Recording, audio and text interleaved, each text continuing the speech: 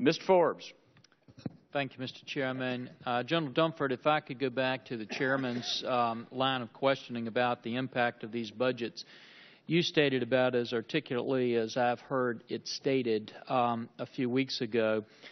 As I understood you to state, you said this, that even if we were to get the full amount in the President's budget, that the best that could do for us would be to reset us to where the military was a decade ago, that it still would not enable us to begin to reconstitute to where we need to be to fight tomorrow's wars, and that if we did not get the amount in the President's budget, we couldn't even reset to where we were a decade ago, fighting wars a decade ago. Is that an accurate statement? Congressman, it is in many functional areas, and very briefly why I say that is because we have learned that today we must operate in a manner that's both at sea and at shore. And that has implications for command and control systems, it has implications for fires, it has implications for our organizational construct and our equipping strategy as a whole. And currently, even at the President's budget, we're not making the kind of changes to facilitate and optimize distributed operations in a manner that I think is necessary for the current fight as well as the future fight. And I would just, if you just look at the examples of our Special Purpose Marine Air Ground Task Forces today, the one that's in the Central Command is spread across 6 different countries. That's an organization now spread across 6 different countries, and when I was a lieutenant, I was trained that a unit of that size would defend on about a 3,000-meter frontage and attack on about a 600-meter frontage. So you can get a sense of how time and space has changed over time and the implications, again, for both organization and equipping. And I don't think we're making the kinds of changes to facilitate that as quickly as necessary. And so fundamentally, we really are building capabilities that are more applicable to yesterday than tomorrow right now as a result of the budgetary constraints. Admiral Howard, I won't ask you to comment on what the CNO would say, but I can say for the record that I heard him a few days after General Dunford made that statement. He quoted that statement and said that he did agree with it as well. General Odierno, I asked you the same question, and I think your comment was that you agreed as well, but I'd just like for your thoughts on that. I agree. I would say for the Army, actually, we don't even get reset for 5 more years.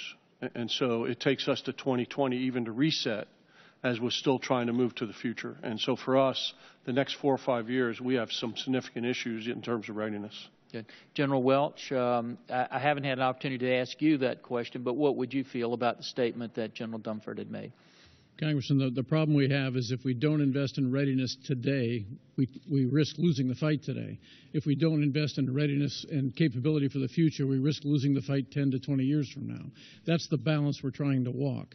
It will take the Air Force 8 to 10 years to recover full spectrum readiness.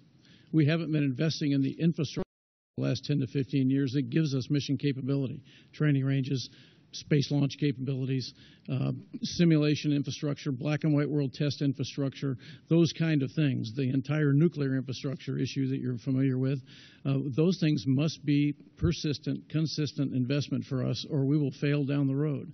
That's what we're lacking right now. And Secretary James, you gave a very good statement of where the Air Force is in your comments. As you know, the budget that the President sent over, however, even if we pass that budget, would not become law unless we also have legislation doing away with sequestration. Are you aware of any proposal the President has sent over here that would do away with sequestration for national defense? And if not, if we were to pass such a piece of legislation that would do away with sequestration for national defense, do you have any indication that the White House would sign that legislation?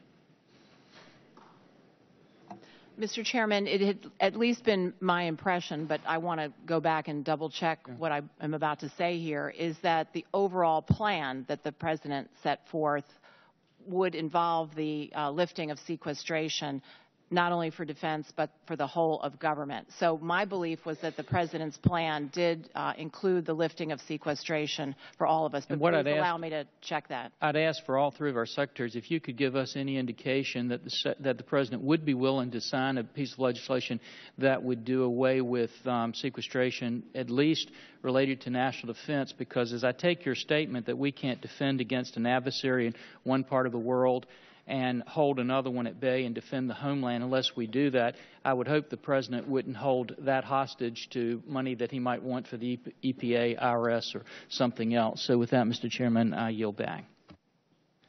Appreciate